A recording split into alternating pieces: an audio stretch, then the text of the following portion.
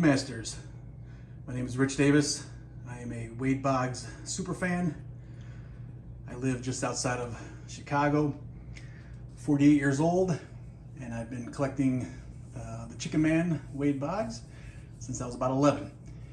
So this is 38 years in the making.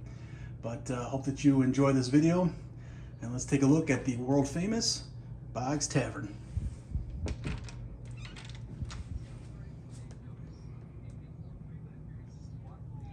Here's my walkway down into the man cave. And it's just wall to wall of all things Boggs. So my fascination with Wade started Christmas morning, 1985, when I had received as a Christmas gift a box of baseball cards. It was a 200 card baseball card starter collector kit. And in the box was an unopened 1983 Donruss wax pack, and I opened it because I just couldn't keep it not open. And right on top was his rookie card. So I was 11 at the time. I knew who Wade Boggs was, somewhat. I did play Little League Baseball at the time. I was third base, so I knew him, Mike Schmidt, and George Brett were the big three third basemen at the time. And I knew that this card at the time had a value of about $10, according to the James Beckett price guide at that time. So I was pretty enamored that I was holding a piece of a $10 piece of cardboard. So that's kind of what that was the genesis of my Wade Boggs obsession. So, all right, so quickly I'll just go through a few things. Game-worn batting gloves from his Tampa Bay Devil Rays days. This item here is the one that probably gets me the most head-shaking reactions from friends and family who come over here. This is a pair of Wade's Red Sox shower shoes. Yes, shower shoes, you heard me. And crazy enough, I actually have a pair of his Yankees and Devil Rays as well. So definitely one of my top 5 favorite items in my entire collection. Probably my favorite item in the entire collection is this game-worn home Boston Red Sox jersey from Wade's 1985 batting title season. Arguably his greatest season statistically. Batted .368, 240 hits. He got on safely on base 135 games that year, which is, I believe, a record still, or tied a record. I can't remember now. But anyway, that's one of probably my favorite piece. Well, tied for my favorite piece. You'll see another item here soon. All right, so I don't want to belabor too much on the walk down, but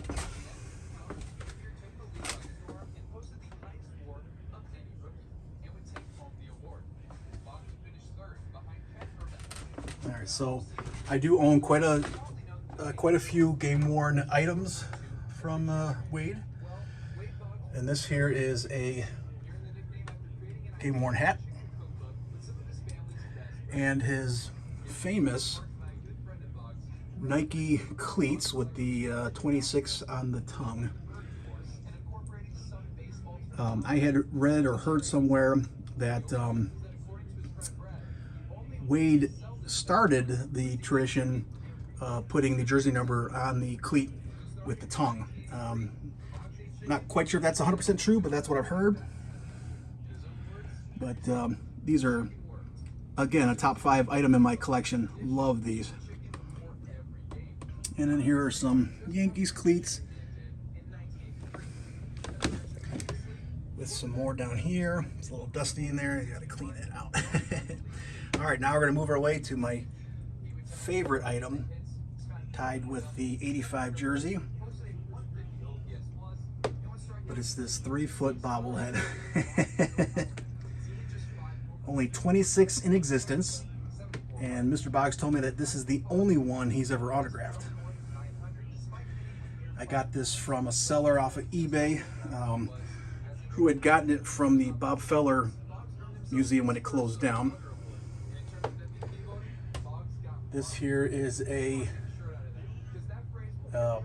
it's not a game used, but it is a salesman what do they call it? A salesman's sample from 91. They had the player's nameplate sewn in on the back, which the Red Sox have never done as far as playing an official game with a nameplate on the back of their home jersey. But again, this here is Wade on the phone with me as he is signing this jersey. And then there he is signing it.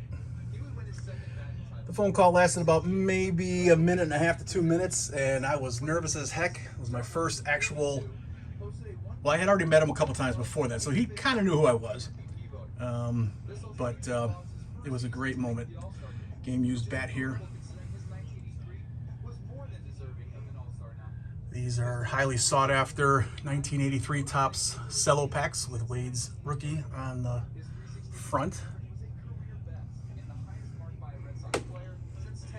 Here's kind of a broad view of the basement.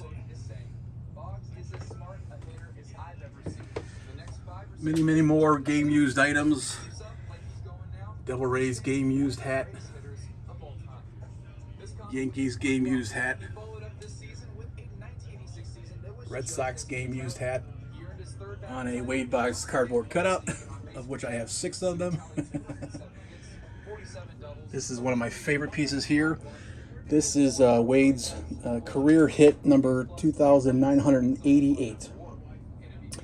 Just 12 hits away from the 3,000th hit of his career. And there's the ticket to that game. I didn't go to the game. I just bought that off of eBay. But the ball, I love it. Here's another game used Devil Rays hat. Game used cleats for the Devil Rays with a rare Dodge insert that Wade autographed. He was the spokesman, I guess, for a short time for Dodge. He rode a Dodge Durango. And here's another pair of Devil Rays game used cleats. No two bodies are the same. Some hats never got that message, but always Flex Foam did. It protects against different flows for up to 0 weeks, and it flexes to fit all bodies. 0 to 0 feel it yourself. Well, as we look up here, another game used bat. We got stuff up on the ceiling. When you got as much stuff as I do, you got to go everywhere. This here is a fantastic piece of memorabilia. This is a Mizuno bat, game used by Wade during the 1992 Japanese versus MLB All-Star Series. 8 games total. The MLB players won 6 games to 2. Here is a ticket for that series, and this is a ball signed by every member of the MLB All-Star team with Wade there, obviously. Love that piece. Just watching a little Wade Boggs highlight video on YouTube.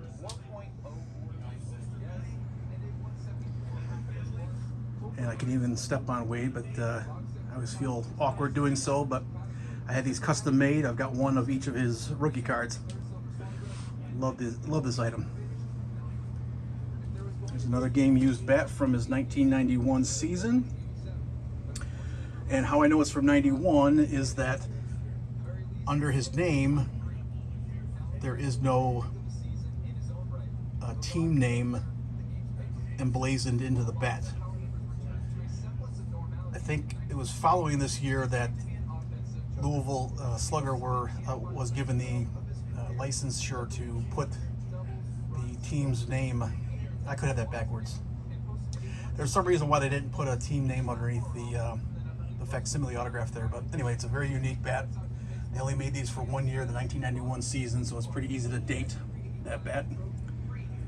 Here's another one. This is from his season of 1994 with the Yankees. Autographed on the handle. And then this might be my favorite game used bat, but this is a bat from Wade's second season in the MLB, 1983. This was, he had won the AL batting championship that year, his first of 5. Got some nice pine tar on the upper handle. And what really makes this bat stand out is that on the knob, see if we can get it in there. I'll try to open it up, get a little better look at it. But he inscribed WB on the knob. It was after this year that he went to the 26, and then when he went to the Yankees and the Devil Rays, he would write his number 12. Here's an example of the 26 on this bat. All right, so anyhow, I'm gonna kind of move quickly through, so this isn't too long of a video.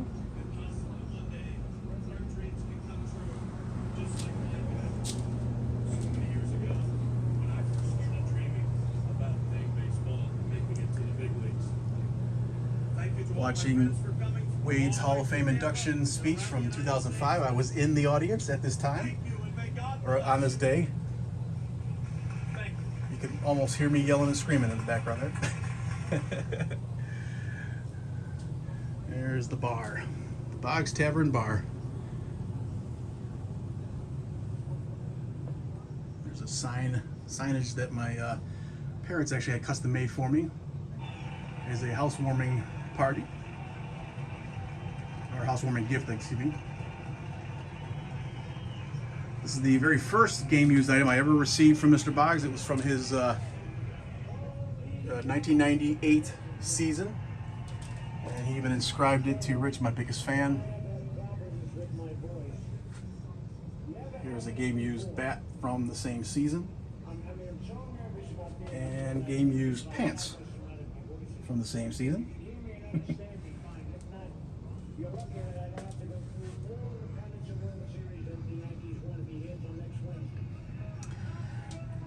One neat photo over here is, this is me at Wade's house last summer, 2022, and my family and I were vacationing down in Orlando at the Walt Disney. We had a day, it was a Wednesday, it was a day that we didn't have anything planned at the park. So I had texted Mr. Boggs about, is there a good place in Tampa to go and get a good sandwich? And he recommended a place. And then he floored me with, and when you're done, swing over to my house. So I was like, no way. That was awesome.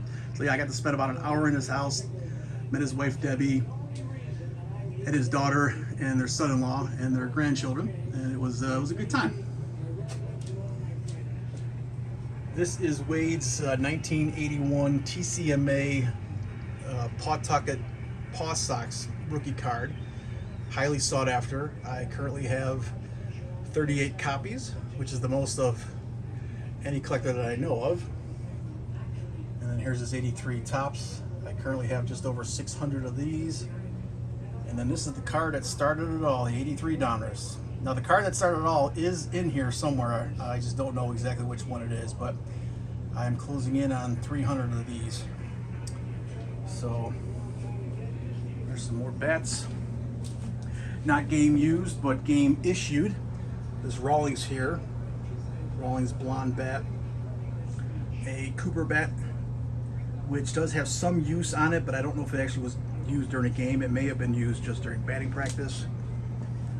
Wade never swung a Worth bat, but the company did send him some prototypes for this bat to try out, but he didn't like it, so he never went with them. And then here's another game issued bat from his Devil Rays days. It's a beautiful bat. So game issued, but never saw game action. All right, so the story behind this Pabst Blue Ribbon cardboard cutout is that just a couple months ago, Wade signed with Pabst to be their official spokesman. And I got this cardboard cutout from a sports memorabilia dealer who knew I liked Wade Boggs, and he sent it to me. So, and there's some more seating. When I do have friends and family over to entertain them, we have to obviously pull away all the cardboard cutouts, but it can be done.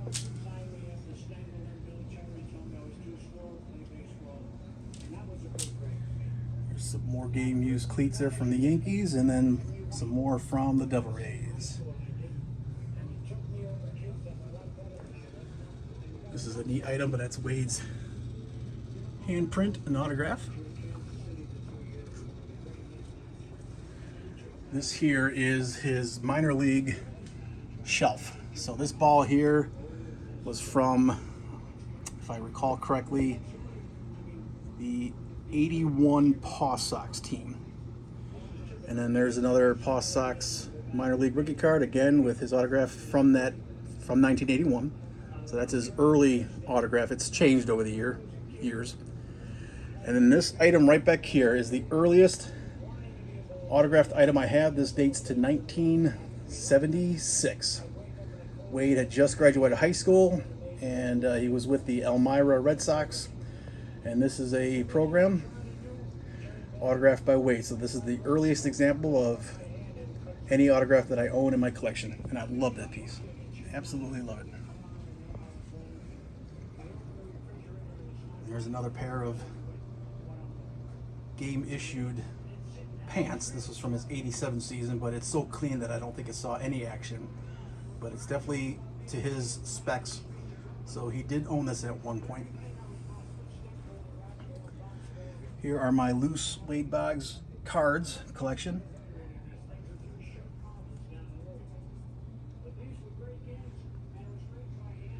And of course, no basement man cave is complete without arcades. And you gotta have Golden Tee. I mean, this is a standard game to have for any bar, pub, or tavern. And then I am a huge Star Wars fan, so I had to get this. I love this game. And if we look down, I'm actually stepping on a Wade again. There's the 83 Donruss rookie card mat. Here's that 81 TCMA rookie mat. All right, and as we come over here, this, you can see this banner. It goes all the way from one end of the wall all the way down to the other. It's 15 feet long. This banner hung outside of Fenway Park for 10 years, from 2006 to 2016, and a Red Sox collector and dealer offered it to me for a price that I just could not resist, and I now own it.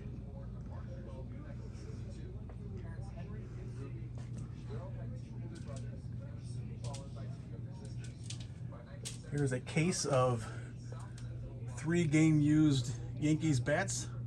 One of them is from the 96 season when they won the World Series. That's the black one on the bottom. The one in the middle is from the 97 season. And then the one from the top is from the, it's either 93 or 94 season. This here is not a game used mitt. Those are very expensive, but this one was used by Wade for practice. And I picked this up a couple years ago off of eBay. And Mr. Boggs did verify it for me. There's some more Yankees cleats. More Yankees cleats. More Rays cleats. And even more Rays cleats. Here are 3 more game used bats right here. Is one of his earlier models, the R161 model bat that he used very early in his career before he went to the B349.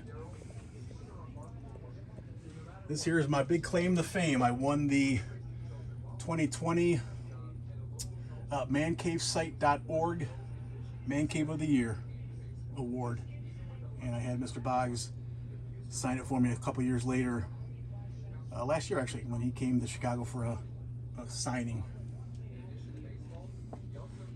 There's some game used batting gloves from the Yankees, and it's never ending with the game used stuff. There's more Yankees gloves. Down here are Devil Rays gloves. Up here are Red Sox gloves. And one more pair of Red Sox gloves right there.